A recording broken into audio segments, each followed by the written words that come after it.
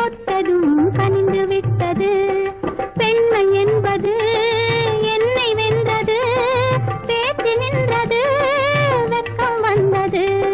பெண்மை என்பது என்னை வென்றது, பேச்சு நின்றது, வெட்கம் வந்தது. ஏதோ ஏதோ ஏதோ ஒரு மயக்கம், அது எப்படி எப்படி எப்படி வந்தது எனக்கும்.